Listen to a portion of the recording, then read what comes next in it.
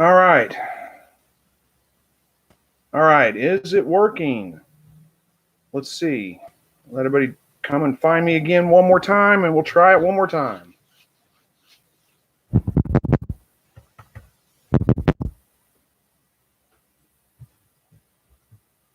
All right, we're going to let everybody join. Hey there, how about now? Now, everything's going? Okay, good grief, that was hard. Sorry about that, guys. So I'm trying out some new streaming stuff here. Hopefully the camera's a little better. Things look a little bit better in the background. Just a little bit tricky for some reason. I'll get this stuff figured out. Give me a break here. Anyway, sorry about all the confusion. Good to see you guys tonight. Okay, now let's get the disclaimers out of the way. So, again, this is a weekly live broadcast. I do this pretty much every Thursday evening, 7 o'clock Central, unless life gets in the way for some reason, something comes up, and I can't make it. On that note, I probably will not be able to make it next week. It looks like next Thursday. We've got client visits at work, and I'm going to be tied up, I think, too late. I don't think I'll be able to make it to the live broadcast next Thursday. But we'll see. We'll see how it goes. The only thing I ask is be friendly, guys. Be family friendly. No cussing. Don't start calling people names. Don't be hateful or any of those kinds of things. Otherwise, we'll have to boot you out. But as long as anything other than that, you can pretty much ask me just about anything you want. A little rattled from all the problems I had there, but I think we're good to go. So, all right, let's get into it. So good to see you, Brad and Rachel, Madison, Eric. Let's see, we got Waylon and Jeffrey here, Katrina, Kentucky Green Thumb. Hello. Mia, let's see who we got here. Madison from, did I already say Madison? Yep, Madison from North Carolina. Good. Brad Smith, good to see you. Let's see, Asani and Lamongi and Rachel. Third time's a charm. Yeah, I guess so. All right. There we go. There's a question from Charles. Says, got any seeds started? I got my tomato seeds started. I haven't actually started any seeds yet because I am going to be doing some winter sowing with my tomatoes and my peppers. I'm going to wait a couple of weeks before I do that because last year they started. They did great, but they started too early, and there was just all I could do to keep them contained until it was time to take the little greenhouse things off of them. So stay tuned. I'll shoot video on that whenever it comes time. But no, I haven't actually started anything in the house. I'm kind of nervous because this is the first year I haven't actually started any seeds inside, and I'm going to rely completely on the winter sowing. We'll see how it goes. It may be a bust, but I'm holding out for it. I'm thinking it's going to work. So, all right. Let's see where we at here. Rhonda wants to know how. Hey, Rhonda, good to see you. Wants to know how is the family? Doing well. My wife had a PET scan today. That's where we're going to finally find out if what she's dealing with is cancer or not. There were some concerns that she may have had bone cancer somewhere in her neck. But a couple of the doctors didn't think it was. Radiology oncologist said he'd be really surprised if it was cancer. So he ordered a PET scan and said that would be the definitive. So we're waiting on results to come back from that. Just prayers continued for my wife. I appreciate it. And I've got high hopes, though. I think she's going to be just fine. So let me grab a drink here. I am drinking from my new Caternix Corner cup here. Look at that. Big picture of a quail on there, caternixcorner.com. If you guys don't know, Terry over at Caternix Corner, great guy, and has got a great channel. It does a lot of live broadcasts, invites people in to talk about quail and stuff, so you should go check that out sometime. All right. Who's that? Vinoth, I think it is, wants to know if there's anyone from India. Good to see you, Vinoth. Thanks for joining. Are you all the way from India? Where are we at here? Am I missing something? Make sure I didn't miss any comments there. Here we go. And then Spencer from Macedonia.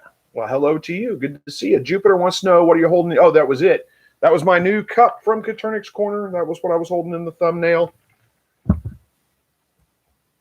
Katrina says, got a mealworm / black fly larva mix to get my quail used to me per one of your videos. Can you overdo it? Oh, no, I don't think you're going to have any problems with overdoing it there.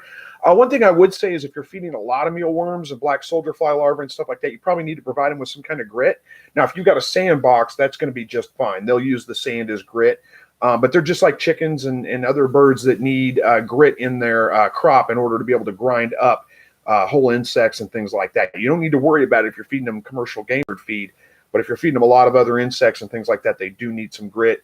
Again, if you've got a sandbox in there, that's going to work just fine. You don't need to worry about it after that. But let's see. Ed got bait. A new sub here from Virginia Beach, Virginia. Good to see you, Ed. I think you were here last week, and I had a hard time with the name too, but I'll get it down eventually. Marvin says, hey, Chris, I just got into rabbits and just bred my female New Zealand for the first time.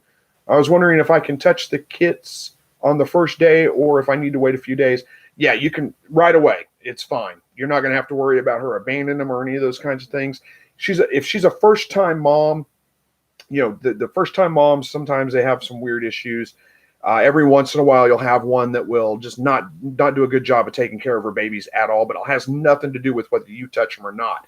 Now, my doe right now, she gets real grumpy when she has babies in there, so I always have to be kind of careful because she'll jump at me and lunge at me and stuff like that, but it doesn't bother her that, she's not going to abandon them. There's not going to be anything wrong with them if you handle them. I try to get in as soon as I can after she's had her babies, make sure none of them are born on the wire. If they are, I pick them up, put them in the nest box, get into the nest box, take a look at them. I usually do it next day because she's usually having them at night. And then I get in there and take a look, make sure they're all doing okay. But you can do that right away. You don't need to wait any certain amount of time to do that. Hey, Katernik's Corner is here. Look at that. Terry's here from Katernik's Corner. Good to see you guys. Thanks for joining, by the way. I appreciate it. I was just showing off your the new cup. I guess you probably saw that. But let's see. Melissa says, have you butchered an overweight rabbit? Is there fat around the kidneys? Yeah, absolutely. I have butchered some older rabbits, and yeah, you can get fat around the kidneys. There's almost always some fat around the kidneys anyway, and as they get older, there tends to be a little bit more. So hopefully that answers that one for you. Sillamore, yep, I'm here now. Thanks for joining. Hey, by the way, you guys like the new setup? I got new lighting set up a little bit. Tried to using my camera now instead of my cell phone to shoot the video on. Hopefully it's a little bit better quality. I need to work out the mic situation here a little bit, get a little bit of a better mounting system for the camera, but I'll work that out later. Hopefully it's looking a little better than it normally does. Hey, Waylon from Nacogdoches. Good to see you. Thanks for joining. I bet it's cold down there. I've got some friends down in Nacogdoches and see their Facebook posts, and I know you guys got some snow and things. That's rare down in Nacogdoches. Lenore says, Pennsylvania, I think it is here. Good to see you. And Tony from Hobbs, New Mexico. Melissa, hello. Hello to you, Melissa. Let's see. Rhonda says, just got some quail eggs in the incubator on Tuesday. Only have 13, but that's okay. It's a start. Yeah, absolutely. Good luck with your hatch. Hopefully it goes well. Hey, there, is it Madakia? Madakia, I think I got it right, hopefully. Matthew says, any tips for growing chilies? And I'm assuming you're talking about just chilies like jalapenos and maybe habaneros and poblanos and those kinds of things. Yeah, they're pretty easy to grow, really. They love the heat. Peppers love the heat, so you want to make sure that you're well past any kind of frost before you put them in the ground. They need, around 8 hours a day of light, at least direct sunlight. What else about them? That's it. I mean, just water them regularly. I don't know. There's not really a big trick to growing them. They're very much like tomatoes. So if you can grow tomatoes, you can grow peppers. I actually find peppers to be a little bit easier to grow, in my opinion, than tomatoes. Keep them watered, but you don't want to overwater them. So what I do is I watch my plants. And if you're watching your plants pretty carefully, you can usually tell when they start to need some water, because you'll have, they'll start to droop just a little bit. So their leaves will be nice and firm, and then they'll start to droop just a little bit. When they start doing that, that means they need some water. You can set up a regular watering routine for them if you want to. You don't want them to be soggy all the time, though. You do want to let them kind of dry out just a little bit in between waterings. I usually find in the middle of summer when it's hot and we're not getting any rain, I usually find I water about twice a week, and that's plenty for pretty much all of my vegetables. Hopefully that kind of helps with that. There's not really anything special that I found that you need to do to grow them. They're usually a pretty simple plant to grow. If you're talking about the standards, jalapenos and cayennes and habaneros and poblanos, those all grow pretty similar to each other. Hopefully that kind of gives you some idea on how to do that. If you're starting your own, I would say, look up online if you're going to be starting them indoors. Look up online when your average last frost date is. Go a couple of weeks past that, and then you want to start your seeds 6 weeks before that. If you are going to be starting them inside, you're going to want to make sure you have your lights. Oh hush. Hang on, guys. My dog wants out, and he's going to pester me until I let him out. There you go. Go out there. We got wild rabbits in the neighborhood, and he is just crazy to chase them anyway. All right, so back to if you're going to be starting your peppers inside, you're going to want to get some kind of light set up, and it doesn't have to be any kind of special grow light. You can see kind of maybe behind me here. It's kind of blocked, but you get the idea. That's my seed starting station right there. I've got a couple of fluorescent lights, fluorescent shop lights with like daylight spectrum bulbs in them. You don't have to get anything other than that, but you want that as close to the top of the plant as you can get it, like almost touching it. They need lots of light. Before you plant them out into the garden, you're going to want to harden them off. So that means you're going to want to take them outside, put them outside in a shady area for a couple of hours, and then bring them back in. And then the next day, put them back out for a couple of more hours and bring them back in. And then you can start moving them out into daylight, like direct sunlight for an hour or two, and then bring them back in. The next day, extend that another couple of hours and then bring them back in. And then they should be good at that point. So anyway, that's just kind of a rough breakdown of that. Hopefully that answers that for you. Brad wants to know if I've ever grown potatoes before. I have, but boy, it was when I was a kid with my grandpa. He grew lots of potatoes, and I worked with him on those. I'm thinking about actually growing some this year, so I'm not sure if I will or not. We'll see. If I am, I need to get on that though, because those need to be planted in the next couple of weeks. Grab another drink here. All right. Kasim wants to know the best way to keep rabbits happy in their cages. Give them something to chew on. A piece of wood, untreated wood. I usually throw a piece of a 2x4 in there. Make sure it's not treated. You don't want them chewing on something with chemicals and things like that in there. But as long as you give them something to chew on, they're usually pretty happy, pretty mellow. My rabbits have been raised generations in cages, and that they've spent their entire lives in cages. That's all they know. So they're perfectly content in their cage. You just give them something to chew on a little bit. That's really about the only thing that's extra needed. I think that's about it, really. I don't know of any other tricks or if you're having some specific problems with your rabbit. So like if you got maybe a rabbit from somebody that was raising them on pasture and then you put it in a cage, I could see that might have a little bit of a hard time adjusting to that they're going to want to get out and run. And if you can give them some kind of time to do that, a fenced in area that they can get out and play in every once in a while, that might be good. But if they've been, like mine, raised in cages and they're fine. They don't really need much else, just something to chew on every once in a while. All right, Dan says, Chris, 100 quail eggs in the incubator, same incubator you have. I'm on day 21. Counted first day as day 1. I only have 16 quail that have hatched. Did I do something wrong? Well, you didn't necessarily do something wrong, but yeah, you're getting pretty close to where I would just call it good. But out of 100, only 16 hatching. There's a couple things that I would check on there. The biggest impact to your hatch rate is going to be your temperature. And if you're using a styrofoam incubator like I have, I'm looking at it. You guys can't see where it is, but I'm looking around for it for some reason. Then, they're notorious for the thermostats being off just a little bit. So the first thing I would do is make sure, let me back up. Make sure you don't have it in an area that's real drafty. So don't set it above an air conditioner vent or a heater vent. When that heater kicks on, it's going to warm it up, and then it's going to have a hard time regulating the temperature if it's there. And same thing, you don't want to set it in a sunny window where the sun's beating through the window part of the day. It's going to have a real hard time regulating the temperature that way. So make sure you try to keep it in an area where it's a little bit more of a normal temperature. That'll help your incubator a little bit. I had a problem one time where I was getting really bad hatch rates, couldn't figure it out, and realized, I was sitting over here on the side of me and realized my shades were open. So the sun was beating through that window during half the day. I closed the blinds, fixed my incubation problems, fixed my hatch rate problems. The other thing I would do is get a couple of non-digital thermostat or thermometers. Make sure they're calibrated. Make sure that they're accurate before you do this. Throw them in your incubator, and I always say get 2 so you can verify if your incubator is off, or if it's if you only have 1 and they're reading different than your incubator, then you don't know if it's the incubator or the thermometer. So get 2, put them in your incubator after your hatch is done, and verify that your incubator is actually reading the temperature correctly, because it may say 99 degrees on the thermometer or on the incubator, but the thermometers are only reading it at like 97, and that means you need to bump it up a degrees to get it up to 99.5 or 100. So that would be the first thing I would check on right there. That's usually the issue. Humidity has a little bit of a role in it, but it's not as much as you would think.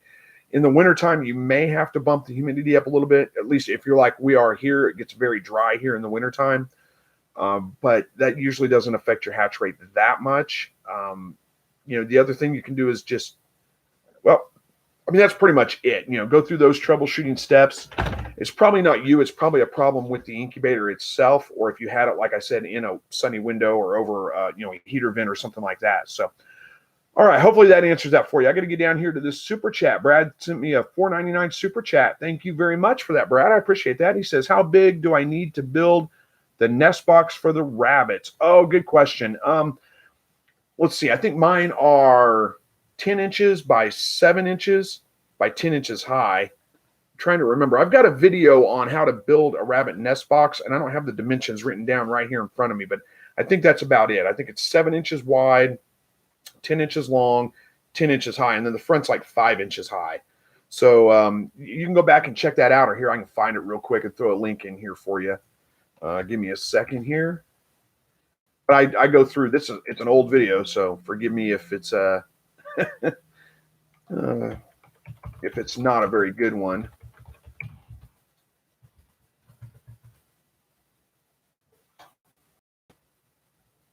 Let's see, where is it?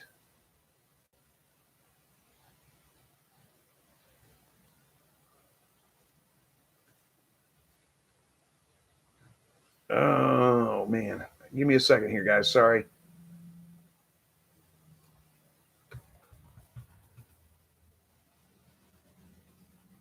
Oh, that's not what I wanted.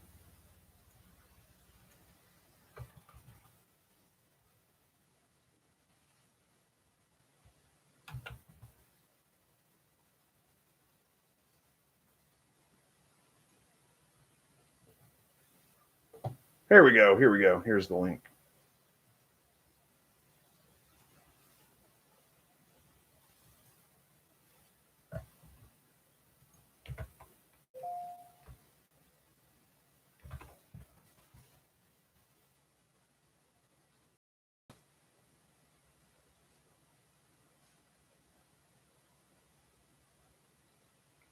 Now I got to figure out where I lost track of my chat. There it is, I think. There we go. Try this one here.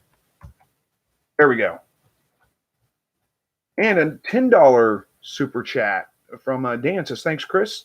I did have the incubator near the window, so that was probably it. That very well could be it. Yeah, I would check that first. So, all right, I lost track of where I was at in the chats here. There, we're getting there. Okay. Madison says, today was a warm day in North Carolina. It's warm tomorrow, too. Yeah, it was nice here, too, today. I think we got up to like 64 degrees or something. Man, it was just beautiful. So spring's coming. Linda says, I hatched 15 babies this week. Well, nice. Congratulations. Let's see. Is that Evis? I think it is. Anyway, says, long-time watcher, first-time live chat. Hey, from Tennessee. What age do you butcher rabbits, or do you wait for a certain weight? We have New Zealand Rex. Yeah, I would wait for a certain weight. I try to get them to 5 pounds by 8 weeks, but with my current doe, they're just slower growing rabbits. Her genetics are just, they just grow slower. So it's usually like 12 weeks whenever mine get to that size, but I try to go about 5 pounds. That's whenever I go ahead and process them. All right, Hyper Fuzzy Sniper says, what are your opinions on Dungeons and Dragons? I saw a comment come up the other day. I thought that was you probably posting that, or I'm guessing that was you. It said, what are your opinions on D&D? And I'm sorry, guys, I haven't been answering comments for the last couple of days. Been real busy, haven't been able to get to it, but I'll get back on track there. And I hadn't gotten a chance to answer that one yet, but I don't know what you want. I mean, my opinion on Dungeons and Dragons, I used to play Dungeons and Dragons. I thought it was a fun game. I had a good time playing it. It was with the friends that I had. It's just, it's fun. We had a good time. It was about getting together with friends and using your imagination. I don't see anything wrong with it if that's what you're wondering. So I think it was fine. Rachel McVeigh says, I'm praying for your wife, and then she's able to get a clear answer. Thank you very much. I appreciate that. Can use all the prayers that we can get.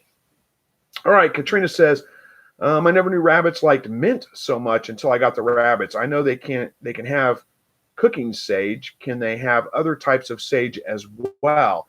Yeah, I don't think there's any problem with giving them some sage. One thing you want to be careful with mint is that you don't want to feed that to your nursing does. It can cause them to dry up, their milk supply to dry up. So you want to stay away from it with them. But the other rabbits, it's fine to give them a little bit of mint.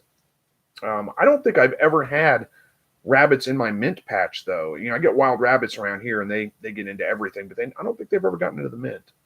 Maybe they have. I don't know. They can't possibly eat all the mint. It's not possible. So maybe I just haven't noticed.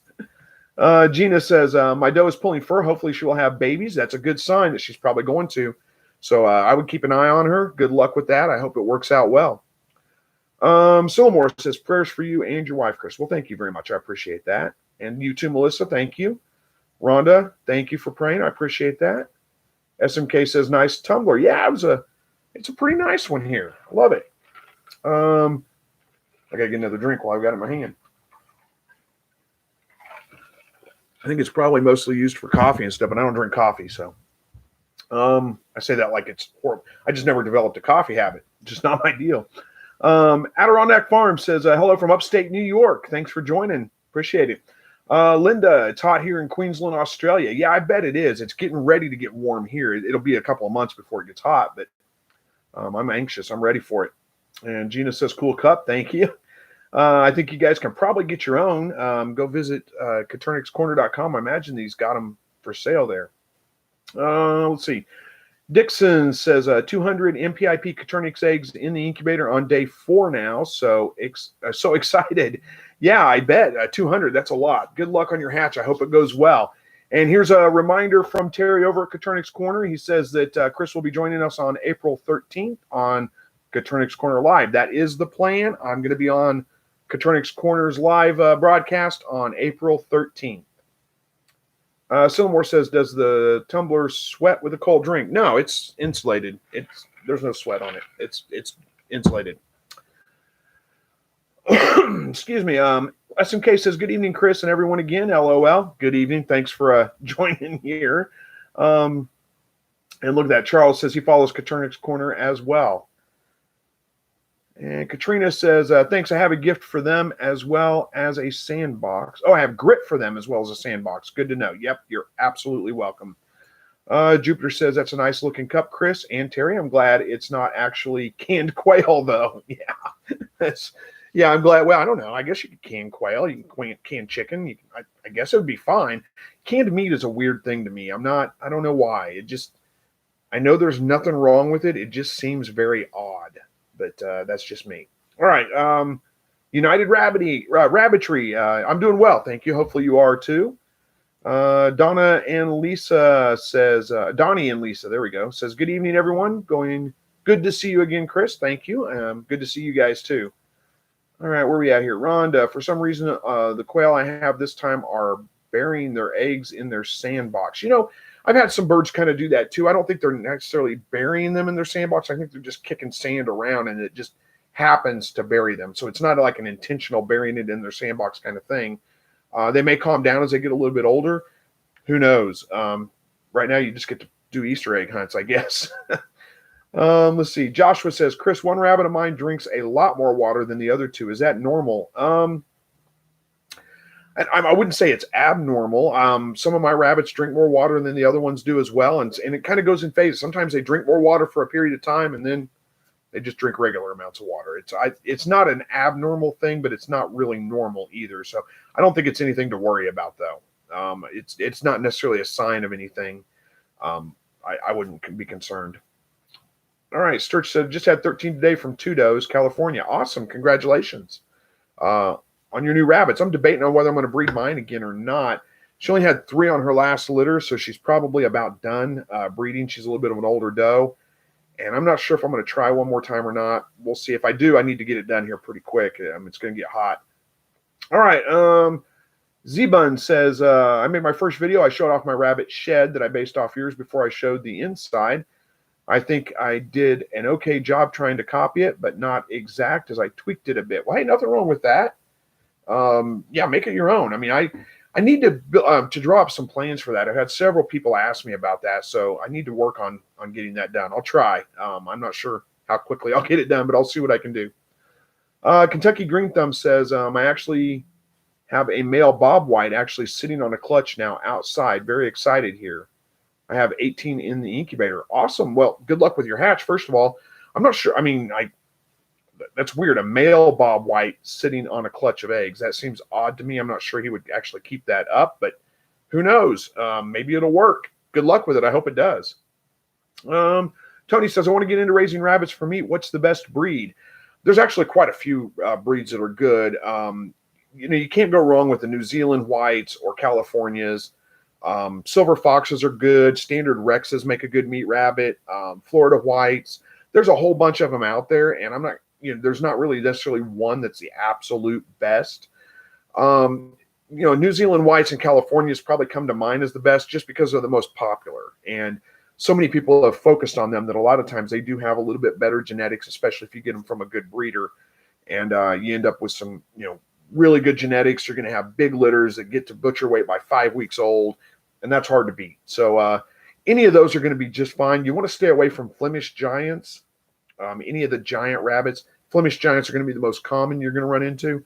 Those don't make good meat rabbits. So you want to stay away from anything like New Zealand Flemish Giant Cross. Those don't make good meat rabbits, in my opinion anyway. They tend to grow out very, very slow. Their bone to meat ratio is not as good. They're just not the best choice for that. So I would go with more like a purebred New Zealand White and a California. And it's a good idea to get, depending on what you want to do. If you don't want to produce rabbits that you're going to sell, then if you're just producing them for meat consumption only, for yourself, then it's a really good idea to get a purebred California and a purebred New Zealand, like one a buck, one a doe. It doesn't really matter which one's which, because when you breed those together, you get that hybrid vigor in that first level of the offspring. Now, those babies won't necessarily be the absolute best breeders in the world, but if you're going to be eating them anyway, it doesn't matter. So, but that works out really, really well. Hopefully that gives you some ideas there. All right.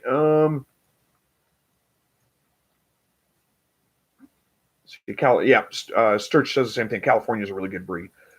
Charles likes the new setup, like the blue light in your background. Well, thank you. Yeah, I just kind of threw this together pretty quick. I'll try to improve on it a little bit. I was hoping the camera quality would be a little bit better and the audio would be a little bit better with this kind of setup, and it would just be a little bit more pleasing. So many people commented when I did a video from my dining room with all the plants, wanted me to do live videos from there.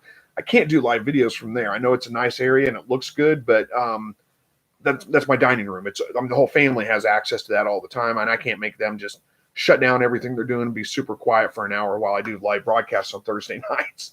So I'm doing what I can to kind of clean this room up a little bit, make it a little bit more pleasant. We'll see if it works. Let's see. Big Mike says, I finally got 2 quail eggs yesterday. Awesome. Glad to hear that. I've been hearing my rooster starting to crow the last couple of days, so I'll probably be getting eggs here pretty quick. And your quality is so good. I like the blue light. Well, thanks, Waylon. I appreciate that. Rhonda wants to know, is there any reason that a doe would shake? Most likely pregnant, due soon. My daughter is concerned that it's not really cold anymore. I told her she might be in labor, not her first litter. Any ideas?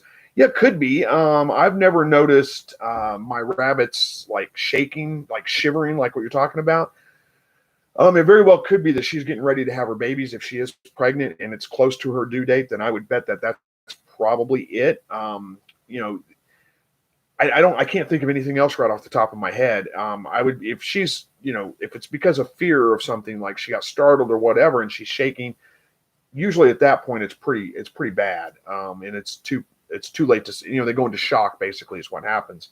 But that doesn't sound like what you're dealing with. So I would probably go along with what you're saying. Maybe she's in labor. Maybe she's getting ready to have her babies. I'm not real sure, honestly. Katrina says, tip for chilies, they like to hold hands. Mine did well this past season with sweet potatoes. They grew up before the sweet potatoes took over as ground cover. Interesting. Never noticed that before, but yeah, they handle crowding pretty well. I mean, I've grown them fairly close together and it doesn't bother them at all. You may want to, one thing I will say about them is you may want to stick a stake in the ground or something like that when you plant them. Because sometimes they do want to lay over. They'll get tall and get top heavy and want to lay over. And if they lay over on the ground, the fruit that hits the ground is going to be It's going to pretty much be ruined, or it's not going to last very long. So if you put a stake in the ground next to them when you plant them, you can just tie them up to that stake to keep them held upright. It's hard to add a stake later because you'll be poking it through the roots and things like that. So it's a good idea to do it whenever you plant them. Just to have, what I use is pieces of cane. My neighbor's got bamboo grows and he cuts it down and throws it on my burn pile. So I just get pieces, I don't know, 15, 16 inches long or something like that, and just drive them into the ground right there whenever I plant the peppers, and that way I have something to tie to if I need it. All right, where are we at here? Madakia says, how can I introduce new quail? I bought 2 females as pets. Turns out one was a male. I tried to even it out by introducing another female, but my first male attacks my new female. Yeah, he's probably wanting to breed. Like probably grabbing her by the back of the head is more than likely what he's doing. Pulling feathers out of the back of her head, that's probably it. If not, whenever you introduce new birds to each other, there's almost always going to be some fighting that goes on. That's just in their nature. A couple things you can do to kind of minimize that would be, make sure they're not in breeding mode at that time. You want to get them down below 10 hours a day of light and keep them that way for a little while till the roosters stop crowing, hens aren't laying eggs. That'll make them a little bit less aggressive. They'll be a little bit mellower when they're not in breeding mode. What else? Oh, I've heard also if you spray them down with vinegar, like a vinegar solution, just mist the birds down with that before you introduce them together, that works. I don't know why that would. Logically, that doesn't make sense to me, but people have reported it and said it works. So, that's something else you can try there. If you can, try to introduce them in like you've got 2 birds right now and you're wanting to introduce one, take one of the birds out, put it in a new cage with the new bird. And that way it's a new environment for all of them. They get a chance to kind of mingle and then you can add the other bird later and see how that works out. It's a little bit tricky to introduce new birds to an existing flock, though, whether it's, just 2 birds or 20 birds or whatever. So good luck. I hope those tips help. Let's see. Brianna says, your videos have been so helpful. My quail hatching journey, Chris. Tips on getting my females to lay eggs. Love from California. Well, thank you so much for the kind comments there. Yeah, the biggest thing that's going to affect your egg laying rate is the amount of light that the birds are getting. They need 16 hours a day of light consistently in order to lay eggs on a consistent basis. So, you're in California, so I would guess you're probably about the same as me. We're looking at roughly almost 12 hours a day of light right now. We're not up to 16. So unless you add some kind of external light source to them, a light that comes on at night and stays on for a couple hours after, the sun is set, or one that comes on early in the morning, a couple hours before the sun comes up, you're not going to be able to get that 16 hours a day, or really it's 14 hours a day, I think is the minimum. You're not going to be able to get that 14 hours a day of light on them, and they're not going to lay eggs on a regular basis. So if you have a light you can add, that will help. And it doesn't need to be any kind of special light, just enough to read by. It'll work. And it doesn't matter if it's, full spectrum or just regular LED lights. None of that matters. Just throw some light on them. They'll start laying again, or just wait a couple of weeks because the days are getting longer. And probably about a month from now, we'll be in that area. So hopefully that helps. All right. Sillamore wants you guys to hit thumbs up. Thank you, Sillamore. I appreciate that. Marvin from Southern Manitoba, good to see you. Madison says, Chris, I'm going to go. I hope I can catch your next live stream, though. Well, thank you for joining tonight. I appreciate that, and have a good evening. All right, Katrina says, in response to keeping rabbits entertained, gave my rabbits a small box to run through, and they loved it. Yeah, there's a good idea. Why not? That's a good suggestion. Thank you. Hey, Boris, good to see you. I think that was Boris, yep. Let's see. Rowan says, what kind of sand can I buy for quail? I have some from a local sand pit, but we used it all up for our laneway. I'm on Ontario, Canada, and everything local is frozen.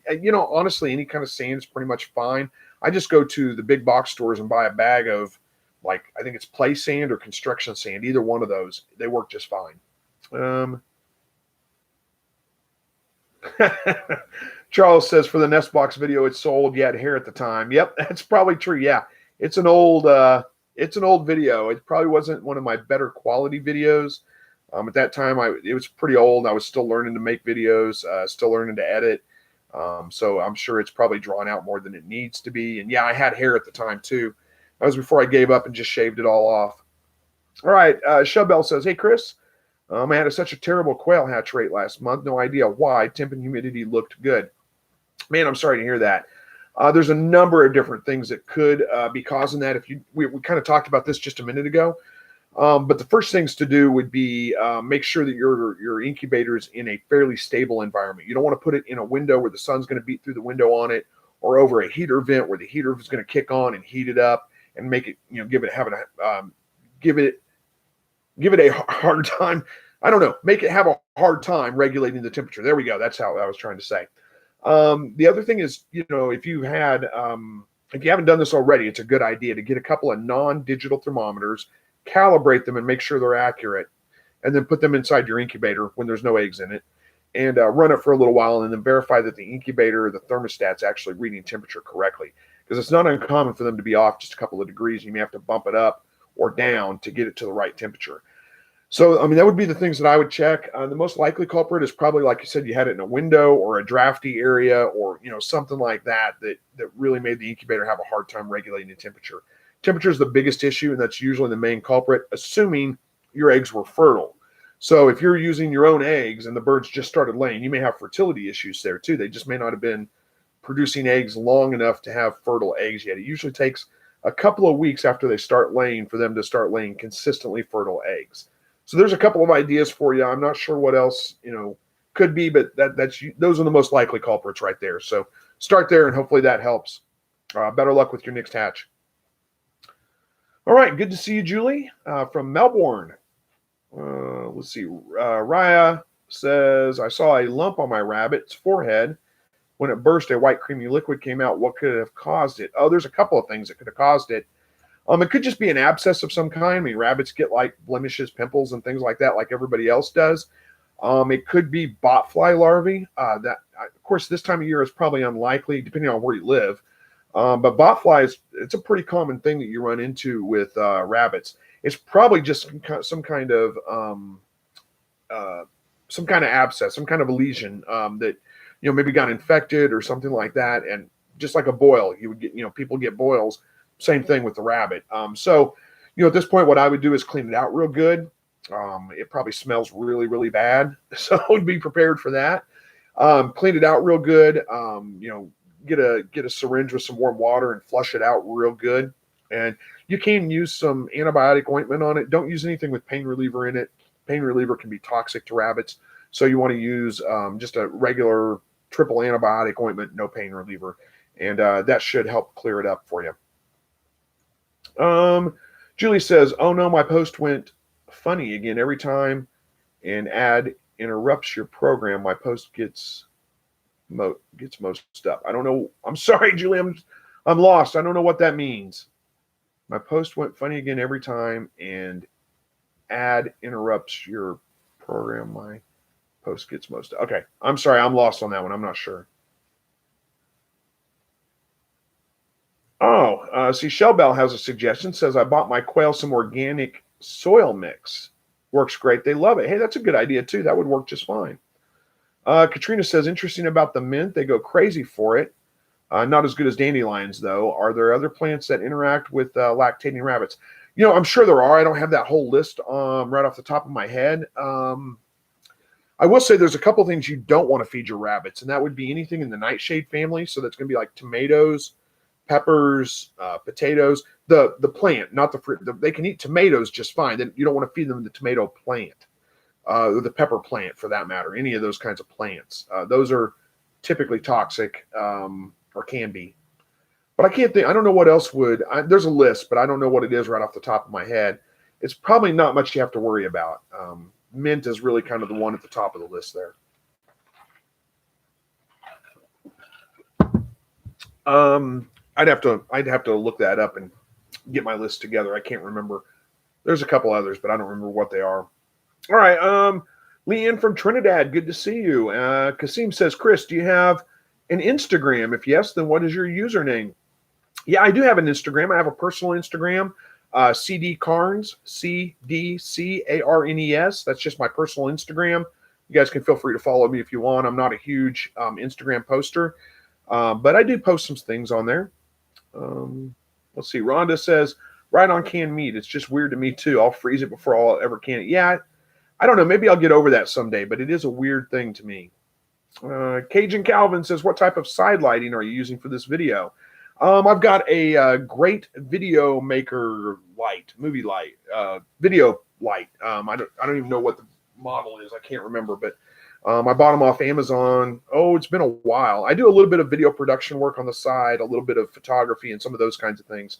So it's one of those lights. I've had them for a while. I just haven't been able to get them a good setup. And with the cell phone that I usually filming on, it doesn't really help all that much. So I was using different lights for that. But, now I've got a little bit of a different setup. I'm using my actual DSLR camera for this. Hopefully it's working well. So I went to the effort of setting up some different lighting. Riverside Country Church says we can fish, deer, rabbit, beef. Oh, we can fish, rabbit, deer, beef. It's all good so far. Yeah, there's nothing wrong with it. I'm not saying there's anything wrong with it. It's just weird to me. So I'm not sure. Then again, I eat like canned chili every once in a while. Not often, but occasionally. And that doesn't seem weird. I don't know why. It's just some kind of weird hang up I have. Donnie and Lisa says, I'm at the starting of building my 8x3 foot quail hutch this weekend off your video. Thanks for the instructional video. The 30th chicks arrive later this month. Awesome. Well, I hope it works well for you. It's worked really well for me. And congratulations on your new birds. Kanan says, I just got finished breeding 3 of my rabbits. Well, good luck. I hope that you have some big litters. And let's see. Gina says, husband's incubating duck eggs. Any tips?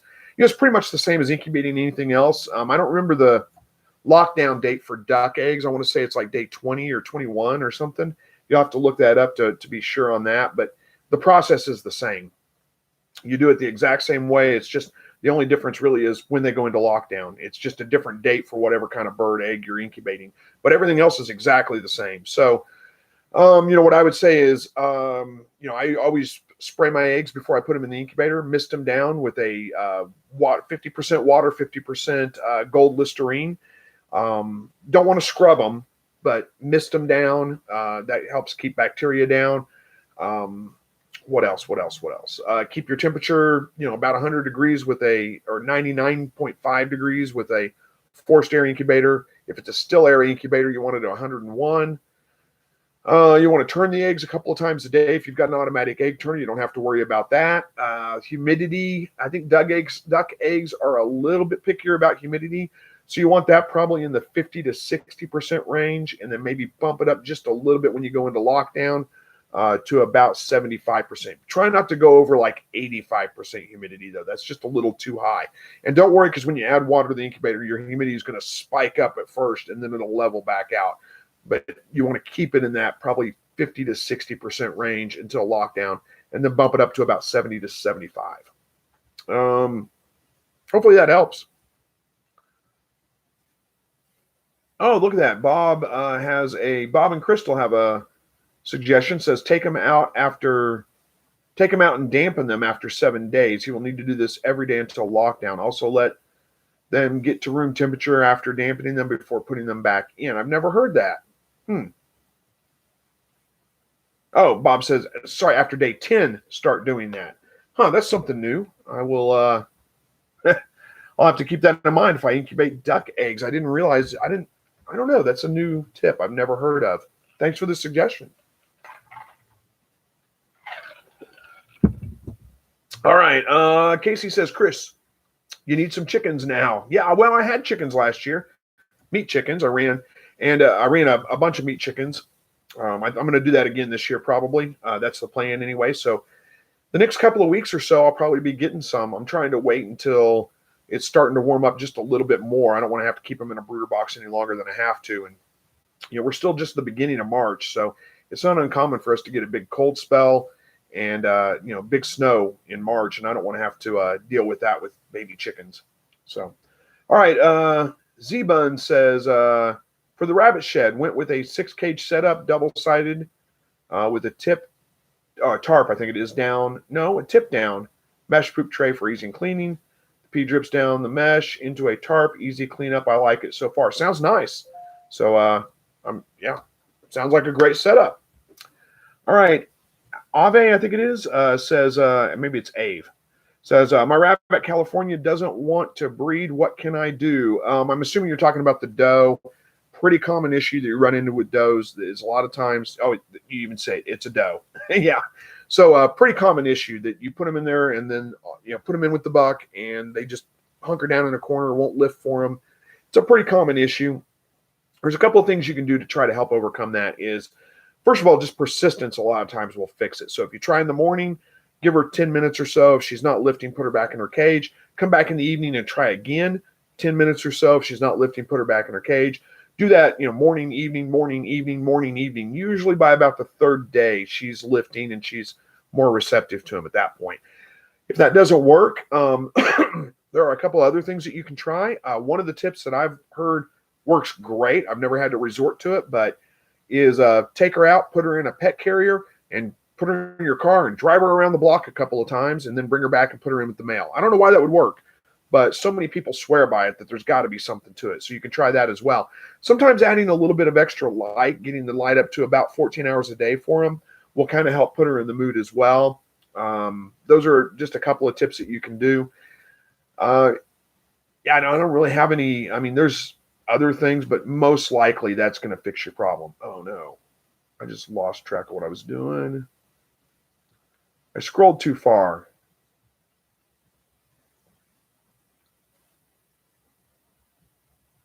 There we go. Back on track. Okay.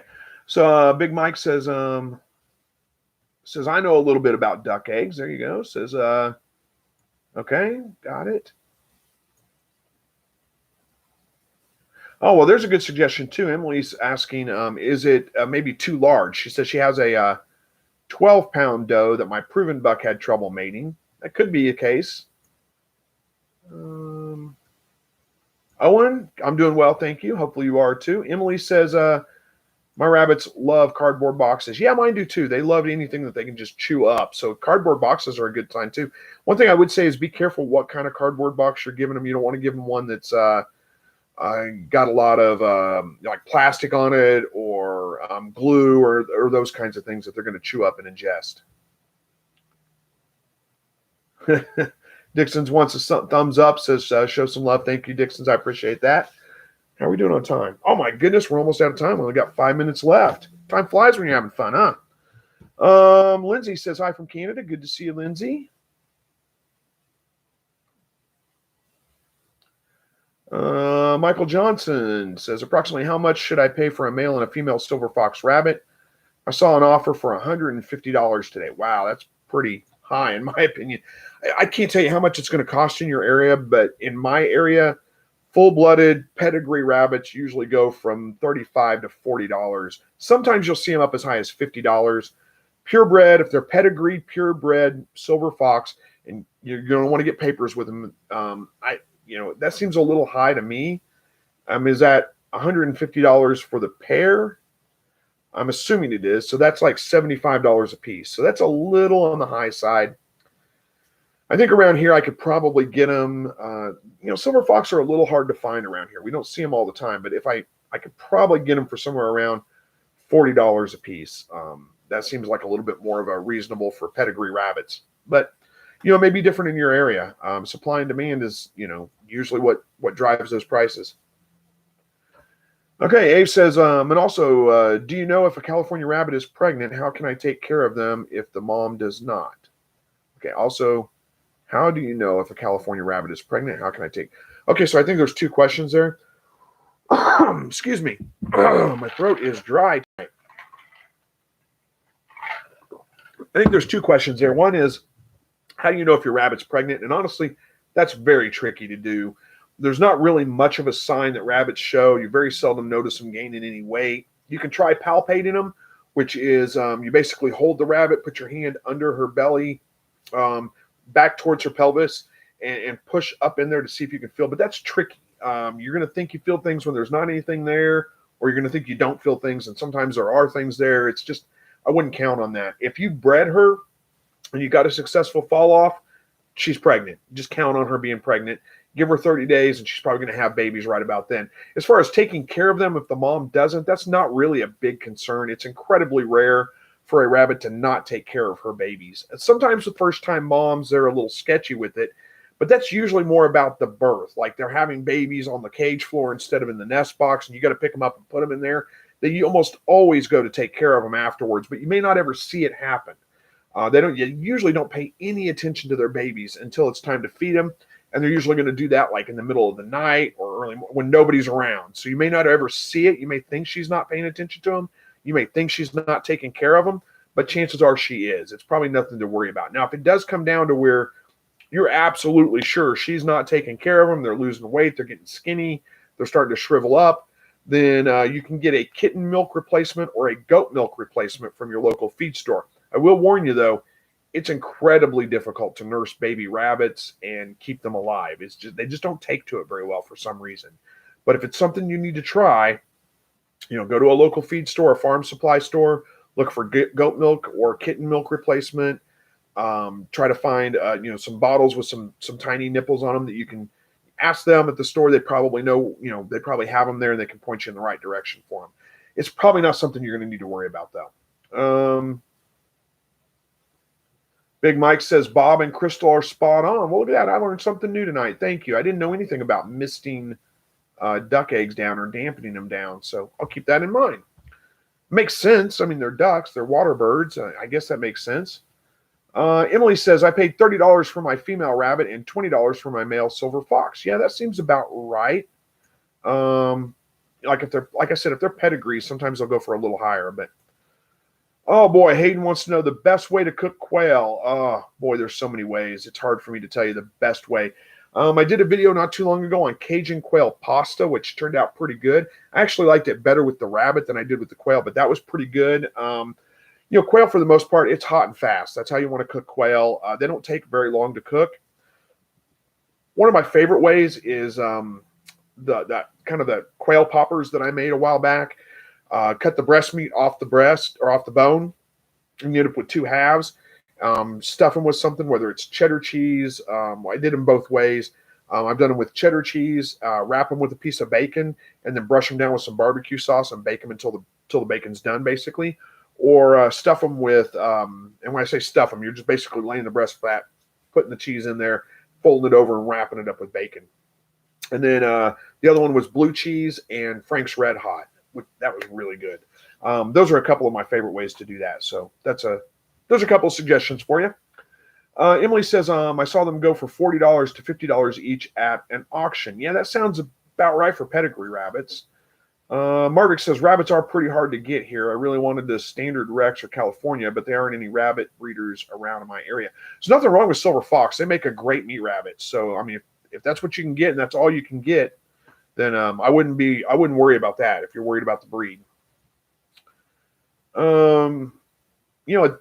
don't know that, I mean, like I said, if it's $150 a rabbit, that's a little different. But if it's $150 for the pair, at that point, I mean, what can you do? You could probably find some cheaper rabbits if you wanted to travel a little ways to get them, but you're not going to save that much that it's probably going to be worth it with the gas. So, especially gas prices going up right now.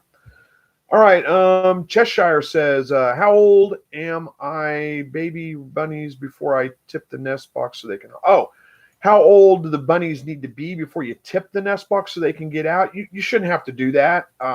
In fact, there's no reason to. What you're going to find is when your rabbits get to be about 10 days old, probably, you may find them starting to get out of the nest box on their own. What I usually do is pick them up and put them back in for a couple of days. Usually by the time they're like 14 days old, they can get out and get in on their own. They don't have to worry about it. You're not going to have to tip it over or anything like that. They'll be able to figure it out themselves. Katrina says, is there a list of things that you recommend to put together the new quail or new rabbit owners should have on hand for emergencies or regular maintenance? Yeah, that's a good question. Boy, I need to do that. I need to work on a list for that. I'm about out of time, so I don't know that I have time to go into all of this right now. But a couple of things to keep on hand. I don't really have that many emergencies, but a good thing, a septic, a blood clotter, basically. Those little, the things you use to stop bleeding whenever you cut yourself. Something like that's good to have on hand. Cornstarch will work in that situation if you need it. So, if one of them gets injured, you can stop the blood, stop the bleeding, I should say. Let's see, for the rabbits, the most common thing I have to treat is ear mites, but, just regular olive oil or vegetable oil works fine for that. So there's not really an emergency kit to keep together for them for that. I don't really have huge amounts of things that I keep on hand, I wouldn't say, for them. The one thing I would say is if you're planning on getting them, make sure your cages are all set up before you get them. You don't want to buy rabbits, come home, and not have a cage to put them in and have to build it. Get all that stuff set up first. What else? I can't. I mean, I'll put together a list. I'll see what I can do to put together a list and share it to you guys. But nothing's really coming. I know there's things. I've been doing it for so long. It's hard for me to sometimes to sit down and think about it. I'll have to put some thought into that, and I'll see what I can get up. That's a good question, Katrina. Thank you for asking. Yeah, your meat rabbits like cilantro. Yeah, I'm planning on doing some meat chickens this year. Absolutely. There's a good one. Okay, I got to wrap this up, guys. Sorry. Hopefully you guys like the new setup. Try to work this out to where it'll be a little bit of a work better anyway, and you guys at least will be able to hear me whenever I start the videos. Thanks for sticking with me through all that fiasco tonight. But I got to wrap this one up tonight, guys. Got to get back and spend some time with the family. So thank you guys for stopping by. Thanks for spending an hour with me tonight. I enjoy it like I do every week. Again, I probably won't be able to make it next week. But anyway, hopefully the week after will be just fine. So far, it looks like it will be. Thanks again for joining, guys. God bless each and every one of you. And we will see you guys on the next live broadcast. Take care.